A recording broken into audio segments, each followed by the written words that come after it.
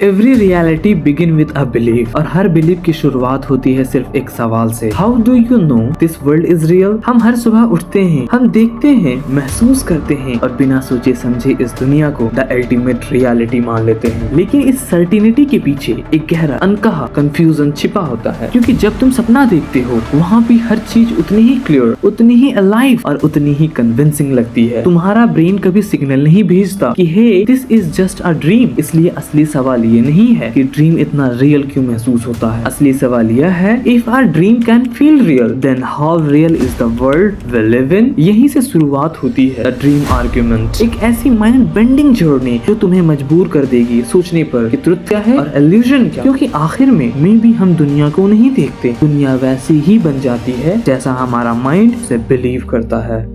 Philosophers ने सदियों पहले एक डेंजरस क्वेश्चन पूछा था, इज रियलिटी आउटसाइड और इनसाइड योर माइंड। क्योंकि सच ये है, तुम्हारी आईज सिर्फ सिग्नल नहीं भेजती, असली दुनिया तो हमारा ब्रेन बनाता है। जो तुम देखते हो वो एक्सटर्नल वर्ल्ड नहीं बल्कि उसका मेंटल प्रोजेक्शन है। मतलब you never see reality, you only see your brains version of reality. और अगर दिमाग सिर्फ कुछ सेकंड्स में पूरा सपना बना सकता है तो क्या वो पूरी जिंदगी का सपना नहीं बना सकता। 17th सेंचुरी के फिलोसोफर रेने डिकार्ट एक रात सो नहीं पाए। उनके मन में एक सवाल घूम रहा था, what if everything is a dream. सपने में तुम चलते हो, बात करते हो, हंसते हो, डरते हो और दर्द भी महसूस करते हो और तुम्हें पता भी नहीं चलता कि वो सपना है। और फिर वॉकिंग वर्ल्ड को रियल कहने की गारंटी कैसी। डिकार्ट्स ने अपनी हर बिलीफ को डाउट करना शुरू किया और इसी डीप डाउट से उन्होंने दुनिया का सबसे पावरफुल लाइन कहा, I think before I am. क्योंकि ऑब्जेक्ट, मेमोरीज, पीपल सब ड्रीम हो सकते हैं लेकिन सोचना वो कोई ड्रीम इरेज नहीं कर सकता। न्यूरोसाइंस ने एक शॉकिंग फैक्ट रिवील किया, तुम्हारा ब्रेन असल और सपना में फर्क नहीं करता। सपने में गिरो, हार्ट रेट बढ़ जाता है। सपने में डरो, शरीर पसीना छोड़ देता है। सपने में दौड़ो, मसल्स एक्टिवेट हो जाते हैं। मतलब तुम्हारा ब्रेन हर चीज को वास्तविक मानता है, चाहे वो ड्रीम हो या रियलिटी। तो सवाल उठता है, अगर सपना शरीर पर इतना असर कर सकता है तो वॉकिंग लाइफ भी क्या सिर्फ एक अल्ट्रा कंसिस्टेंट ड्रीम है। क्योंकि ब्रेन कहता है whatever you see, hear, feel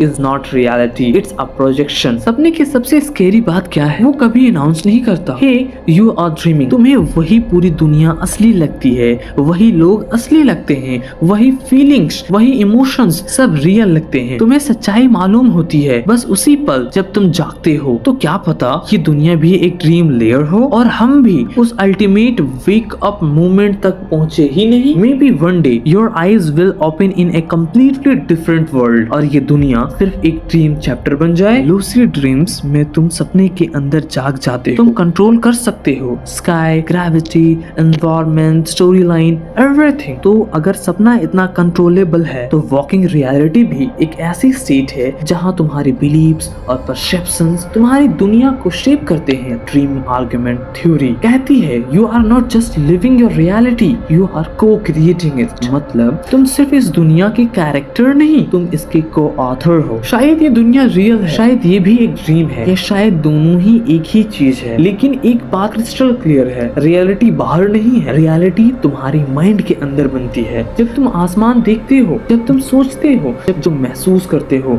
वो सब आउटर वर्ल्ड नहीं, तुम्हारे भीतर अनफोल्ड हो रहा है। सो ask yourself, what if this moment right now is also a dream. अगर ऐसा है तो क्या होगा जिस दिन तुम वास्तव में जाग जाओगे। Because maybe, just maybe, reality isn't something you live in. Reality is something you believe in, and belief is the mind's greatest dream.